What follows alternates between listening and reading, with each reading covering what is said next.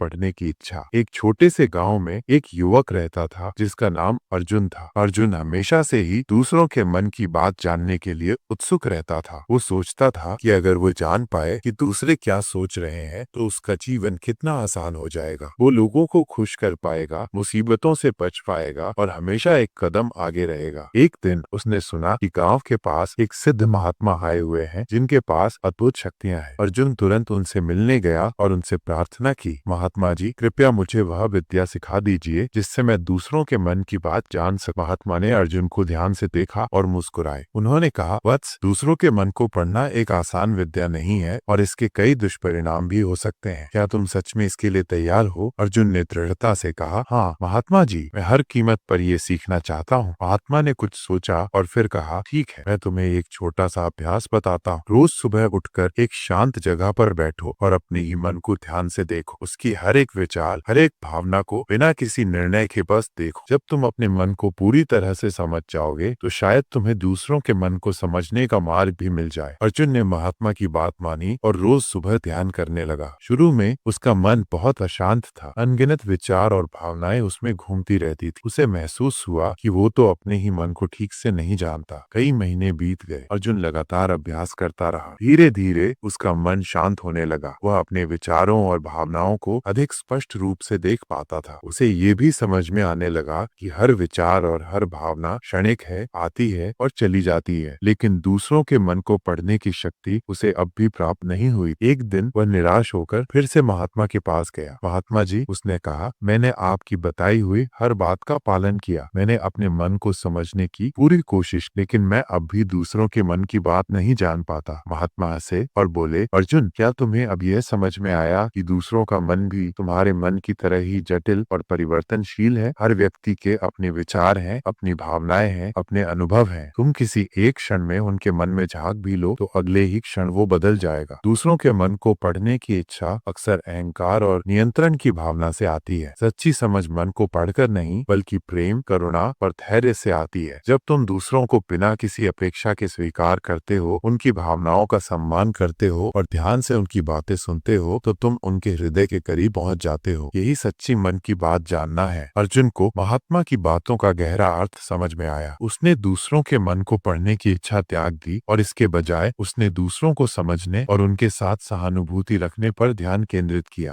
धीरे धीरे उसने पाया कि जब वो दूसरों के प्रति अधिक करुणामय और समझदार बना तो लोग भी उसके प्रति अधिक खुले और विश्वास पात्र हो गए। उसे अब दूसरों के मन को पढ़ने की जरूरत महसूस नहीं हुई, क्योंकि वो उनके साथ एक गहरे और सच्चे स्तर पर जुड़ पाया। तो